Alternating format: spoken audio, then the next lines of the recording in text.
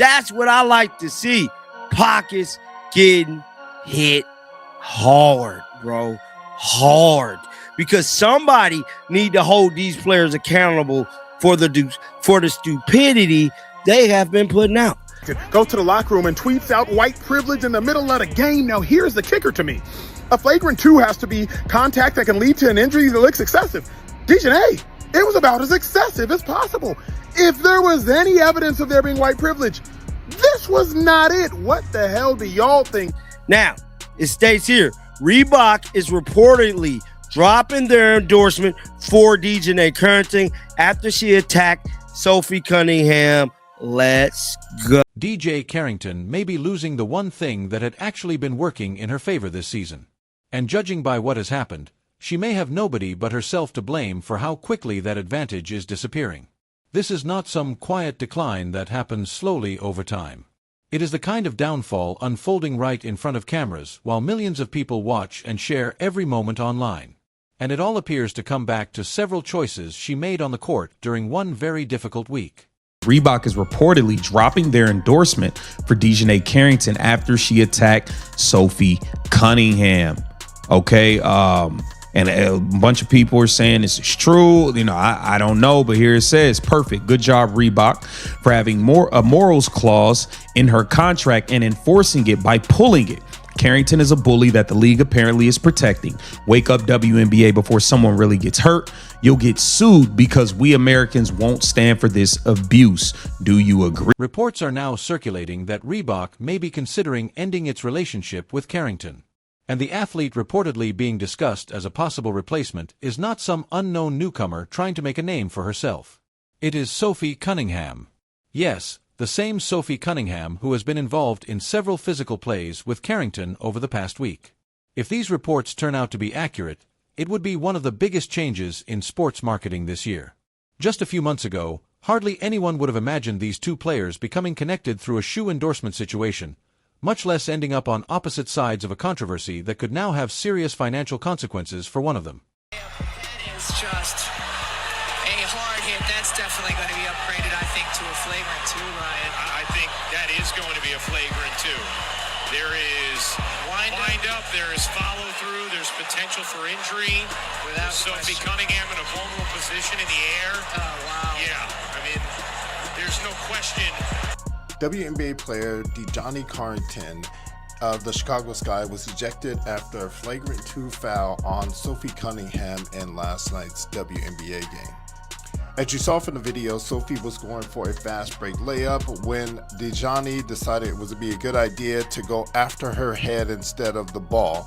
So that obviously prompted the flagrant 2. The referees take a look at it and she was ejected, and a lot of people are calling for her suspension after. Here is how everything reached this point.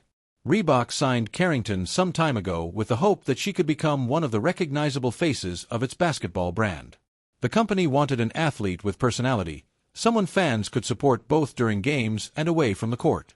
That is what endorsement deals are really about. A company is not simply paying for an athlete's ability to score or defend. It is also paying for the feeling people associate with that athlete when they see her name on a product, in a store, or inside an advertisement.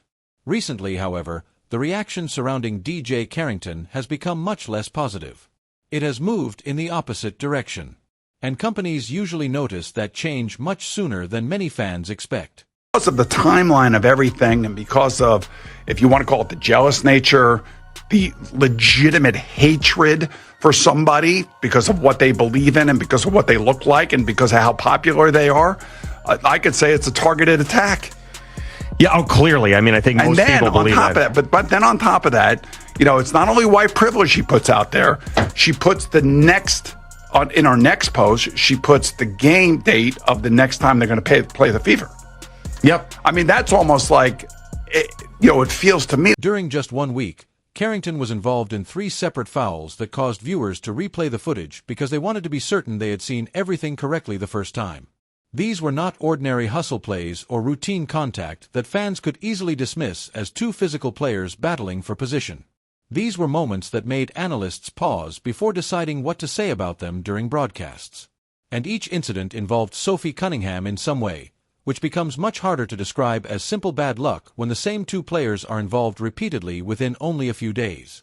One isolated incident can happen in any physical league, but several incidents involving the same opponent in such a short period naturally attract much more attention from fans, media, and companies watching from the outside.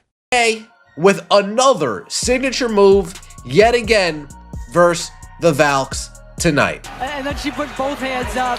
Damn! What is she doing with her left hand? Look at her left hand. Just boom. Let me just poke you in the eye real quick.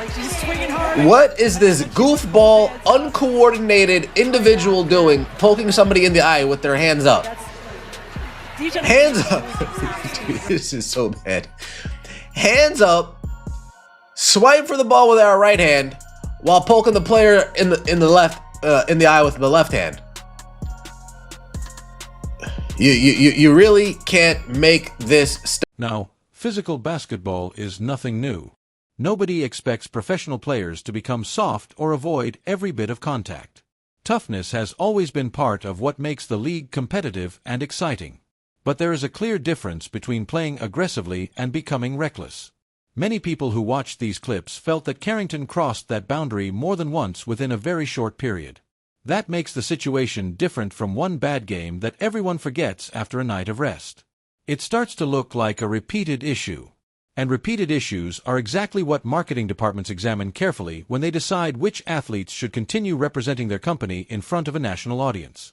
Djonai decided to post from the locker room on Threads saying white privilege. Cunningham herself admitted that she's been ejected for the exact same thing before and deserved it. Yet that card got played in seconds before the ejection even cooled off. Now, a sitting state attorney general just told an entire professional league that he will treat their hardest fouls as criminal assault. Florida doesn't even have a WNBA team. This is literally a warning, not a jurisdiction, people. You fucking clotheslined her. And I would be saying this about anybody, regardless of what the fuck they look like. Literally, right when the WNBA was really starting to become. Then came the interview that pushed the situation far beyond a normal basketball controversy. After criticism over the contact, Carrington did not simply calm things down and move forward in the way many players might have handled the situation. Instead, while discussing Cunningham, she used the phrase white privilege. That immediately changed a conversation about a physical play into something much broader involving intent, motivation, and the larger meaning attached to those words when they are spoken publicly to reporters. People can disagree about whether her comment was justified or whether it had any real connection to what happened during the game. But one thing is difficult to deny. The comment changed the entire direction of the story almost overnight. And the shift did not appear to improve how outside viewers were looking at Carrington's situation. She didn't see the clip. You know what, Djonai, she is a hell of a player. She's a great defender. And so she coached her for I don't know how many years up in Connecticut. So give her flowers, and she didn't see it, and that's okay. Me and Steph are great. Steph is great with all of us. And so it's really the outside noise that's trying to distract us. Throughout all of this, Cunningham has mostly avoided responding with the same kind of language. She has continued playing, continued appearing on the court, and allowed her performances to speak for her while dealing with the attention surrounding the situation. That difference is one reason so many people online began asking why one player was being presented as the difficult one, while the other was receiving praise for remaining composed despite taking repeated contact. The picture was easy for people to understand. One player takes the hits and stays relatively quiet. The other delivers the contact and then becomes more outspoken afterward. Viewers naturally notice which image appears better on camera, and companies often notice those impressions even faster. Social media quickly became involved as well. One widely shared post claimed that Reebok was still keeping Carrington under contract despite the incidents with Cunningham and her comments about white privilege, arguing that the company was taking a risk by continuing to associate its name with her. That was an extremely strong position, but the response showed that many people were willing to agree. More posts followed, with users bringing back footage from earlier games, older clips, screenshots, and previous comments, creating a larger argument about whether Carrington should continue representing the brand. Carrington is on the brink of being dropped by Reebok, and let me tell you what, man, this is not good for Djonai Carrington at all. And then you have this going on as well. Thousands demand Reebok drop Djonai Carrington after brutal attack on Sophie Cunningham, hold her accountable. I firmly support Reebok dropping Djonai Carrington's endorsement. Okay, so a lot of people are, getting behind this thing, and Djonai Carrington is on the brink of potentially losing millions of dollars with sponsorship. Here it says breaking thousands of people are calling Reebok to drop. This thing is everywhere, man. This thing is everywhere. That is exactly the kind of public attention companies do not want connected to their name. It is no longer simply a group of fans complaining for one afternoon before moving on to something else. It can become a much larger campaign, especially when people begin openly saying they will stop purchasing a company's products while a particular athlete remains part of its endorsement roster. Once customers start discussing a boycott because of an athlete's behavior, a marketing department has a much more serious problem to deal with. A controversial foul may disappear from the news cycle after a few days, but declining sales and angry customers are much harder for a company to explain when financial results are being reviewed. That she never once claimed that the assessment of the foul was white privilege. That was your assumption. All I could say is, if you are posting during the game, is my understanding, it doesn't take a genius to connect the two together. Sure, it's very vague, and that's kind of the criticism of this whole thing. It's a vague critique that has no relevance to what transpired. There was nothing about what transpired that had anything to do with white privilege. It's really that simple, right? I don't got nothing personally against her. I hate that her game doesn't have her in the spotlight right now, because she had been playing pretty well. She had the Sky on a 3-1 record with her returning. This is just an L across the board for her, and she just continues to double down on it. And I like what Acho said. The rarest W for him. He said, the burden is on you for being clear, direct, and easy to understand. She left so much room for people to take that a million different directions. People that were supporting her were taking it a million different directions than she probably meant. And her inability to just chalk it up to, hey, I was frustrated, I had a lot of things on my mind, and I post that, I shouldn't have made that post. That would have gotten her a lot more grace. But doubling down on this nonsense, I don't get it. I don't get why people support it, but hey. Carrington did eventually try to soften some of the situation. She made a statement, gave more measured comments to reporters, and appeared to present the incidents as part of intense competition rather than something personal or deliberate. Normally, that can be a sensible strategy. Accept responsibility, lower the temperature, move forward, and allow future performances to change the conversation. The problem is that this response came after 3 separate fouls and 1 highly charged comment. It was not simply one mistake that people could easily forget after a day or two. By that point, clips of the incidents were already circulating widely across social platforms. Once several moments have been collected together and shared repeatedly, one apology or softer explanation is rarely enough to erase the larger impression that has already formed. To suggest that we should think critically about a statement white privilege when you at the Indiana Fever, you didn't give us much to think critically about. We, the interpreter, now have to try to figure out what exactly were you talking about. Well, common sense would deduce that you were talking about fouling a white individual and getting ejected for fouling that white individual. Now, as I said on social media, and I will say in real life, if that is not what you were talking about implying, then that's on me. I will stand down and I will stand corrected. But the last thing I must again reiterate, so many people have asked you amongst others, well then what are you talking about? We still have yet to get a response. All that Djonai, you have told us is, hey, I wasn't talking about the foul. Well then, what were you talking about? I refuse to believe, on behalf of everybody that is confused, we're not all idiots and you are the one genius in the room. That's just not the case. So I say this with all respect. I respect your intelligence. I respect your response. And you currently on the court hooping, so respect to you. But there's still a lot of errors in your thought process. And that is really the central issue. From a business perspective, separate from deciding who was right or wrong on each play, the most important question for an endorsement deal is whether ordinary customers still want to see that person representing something they purchase. Athletic ability can help an athlete secure a sponsorship, but public trust and overall appeal are often what allow that relationship to continue after the initial deal is signed.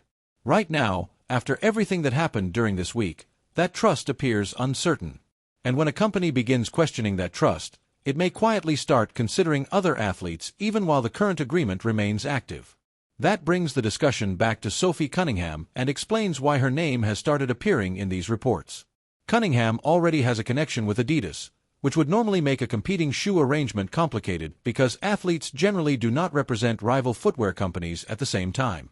Yet reports suggest Reebok could potentially explore an unusual arrangement that would allow Cunningham to keep her Adidas footwear while still becoming connected to Reebok in another role. If true, that would be an unusual move and could also be viewed as an attempt to respond directly to customers who have been demanding a change.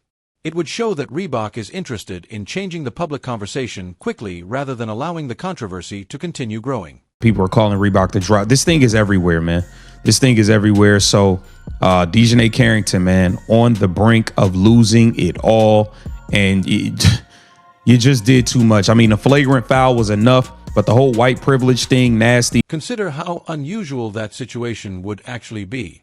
A company would reportedly be willing to accept an arrangement involving another shoe brand simply to bring in an athlete who represents a very different public image from the one currently creating problems. That is not something a company normally does without serious consideration.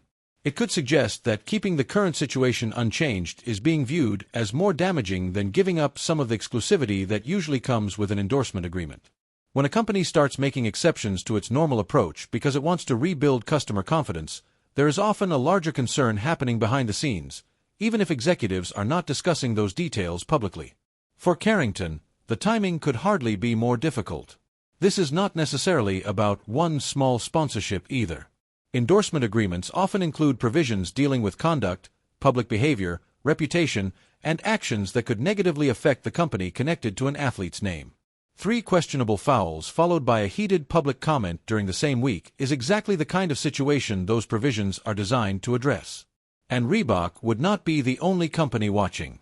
Other brands also pay attention because they do not want to become involved in a similar controversy later. That can create consequences for an athlete far beyond the loss of one individual contract. Is the gift that keeps on giving. The latest is a clothesline foul on Sophie Cunningham by Djonai Carrington, the woman that went on an incredibly racist rant against cab driver and, of course, knocked the hell out of Caitlin Clark from behind her rookie year. But that's okay. I'm not mad at that kind of basketball. That's all good. But the problem is after. It was white privilege. I just want you to think logically and please comment on this. White girl goes to the basket. African-American woman knocks her on her ass, clothesliner, knocks her down, upgraded to a flagrant 2. Black girl kicked out, and it's all because of white privilege. Let me know what you think. I think it's typical WNBA stupidity, and I love it. What makes the situation even more frustrating is that it did not have to become this serious. Fouls happen in basketball every night, and most disappear from public attention by the following morning. If Carrington had been involved in one hard play and then handled the aftermath calmly, it is unlikely the situation would have grown into something capable of threatening a major endorsement relationship. The real problem is the combination of events. 3 incidents happened close together. A highly sensitive comment entered the conversation at exactly the wrong time, and then an attempt to soften the situation came after the online narrative had already taken shape. Once people begin deciding that an athlete is difficult for a company to promote, changing that opinion can require much more than one carefully worded statement. The timing also made everything worse. This happened during a period when games receive enormous attention and social media accounts are constantly searching for controversial moments to clip and repost. A questionable play that might have received little attention during another game could instead be uploaded within minutes, viewed from several angles, and discussed across multiple platforms before the night was finished. That kind of exposure can help an athlete when the moment is positive, but it can also turn one poor decision into a controversy lasting for days. For a major brand, that level of attention can become extremely difficult to manage. I think that there's so much good going on in the WNBA. I think that basketball is being played at the highest level it's ever been. I think our team in specific, we are breaking history right now with the amount of points that we're scoring on back-to-back games. I think the Minnesota game, there's just so much distraction. I think the WNBA media, all we ever do is cover everything except basketball. And it's like what are we doing? There's so much, you can talk about other things. I think those are great stories. I think it shows fans, who people are outside of the court. But I also think we got to keep the main thing. And I think when it comes to the Minnesota game, I think there is so much distraction. But the matchup between Miles and Kelsey was phenomenal. Our team, that game in particular was a great game. And so I think that there's a lot to be said, and I'm going to let people just do the speaking for themselves. But for me, I want to get... At the same time, Cunningham has continued doing what she has done throughout much of the season, playing through pressure, dealing with contact, and allowing her performance to receive most of the attention while everyone else argues about everything surrounding the games. Whether the reported Reebok situation actually develops the way people are suggesting remains uncertain, but at the moment, the public image of the situation appears to favor Cunningham. And those are exactly the moments brands watch closely when deciding which athletes they want representing them in the future. So where does that leave Djonai Carrington? For now, she appears to be in an uncertain position, watching a sponsorship she may have believed was secure suddenly become a serious question. All of this grew from several decisions made during a difficult stretch of games in 1 week. Whether Reebok actually ends its relationship with her or the controversy eventually fades as another sports story takes over the headlines, the larger lesson remains clear. For professional athletes, the way they behave during heated moments can matter to sponsors just as much as their statistics and performances. And after everything that happened this week, many people clearly did not like what they saw from Carrington.